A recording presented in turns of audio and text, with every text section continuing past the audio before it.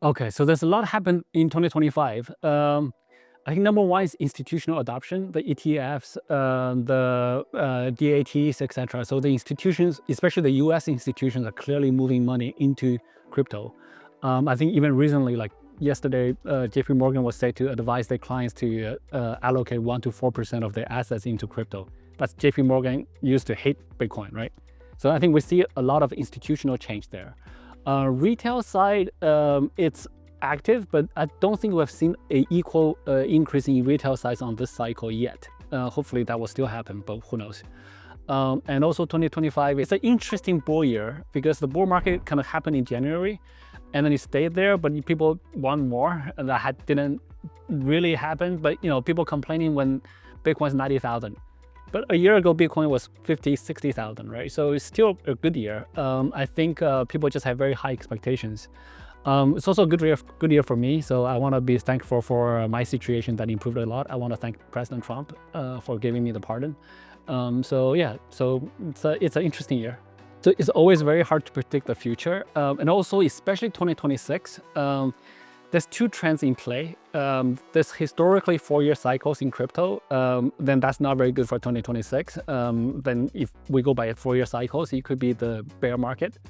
It could be the start of a bear market. Then again, we have the US policy is very pro-crypto. And also, I'm not very into politics. I'm not an expert there, but there's a midterm election coming up next year. I believe the US President Trump probably judges his performance by the stock market. So, with rate cuts, quantitative easing, new Fed chair discussions, etc. So I think the stock market probably will do well. I think President Trump probably will do everything to make the stock market do well. And if the stock markets do well, it's usually good for crypto because people have extra cash. They invest in crypto, they diversify their investments, etc. So that will most likely be positive for crypto. Which forces is going to take hold? I don't know. So it's going to be an interesting year. I think it's possible for there to be a super cycle, but again, I'm not very good at predicting. So, but it's very hard to read right now. But I'm very confident on the US's ability to lead the economic development in the world right now. I think, Binance, some people use Binance for different things. There's a centralized exchange, Binance, what I usually say Binance.com, the CEX. I think Binance.com's role is mainly for onboarding new users. It's an easy platform. People are more used to email, password, customer support, etc. And there's also the BNB ecosystem, right? So there's a wider ecosystem where, there's a BNB chain, which has a lot of projects, etc. There's the Easy Labs, which invest in many projects, not even in the BNB ecosystem. It can be like the wider crypto ecosystem.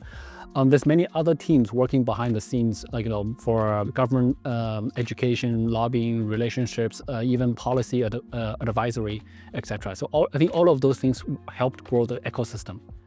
I think at Binance, at the overall ecosystem level, we want to do everything we can to help crypto adoption, to help educate, to help correct misconceptions, which there are plenty. I think blockchain is the technology that will make financial systems much more accessible to everyone in the world. It's a much better technology. It's much faster, much cheaper, much more reliable. So we want to make that available to everyone in the world. And I think everyone in the ecosystem should be doing that. I think Binance contributes to that. Yeah. So I think there's quite a few things. I think number one is learn as much as you can. Today, there's many materials for you to learn from. Binance Academy is probably the number one resource in the ecosystem.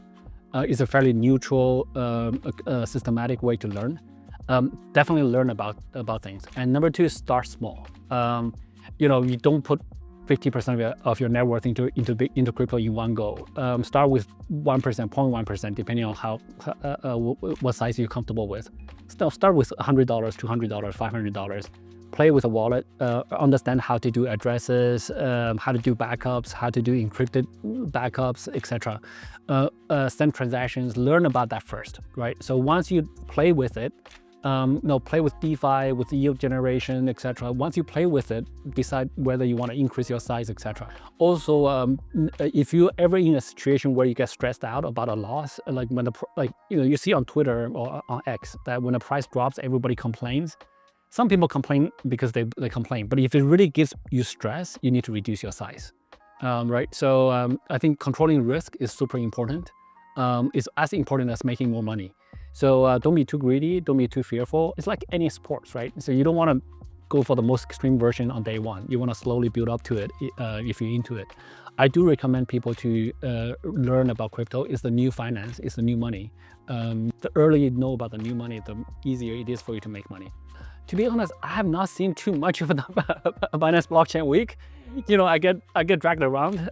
So actually, I have not worked the floor yet. And when I do, like, you know, I get mobbed a little bit. So I have not seen it, but from what I see on X, I think every year it gets better. I think the events are well organized, smoother now, and with more attendees, more impact, etc. And also, what impressed me the most is actually the industry attendance.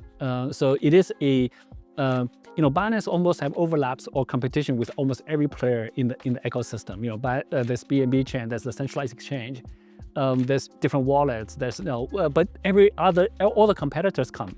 So the whole industry comes, which I think which is a great thing. I think we should continue to do that and continue to help grow the industry.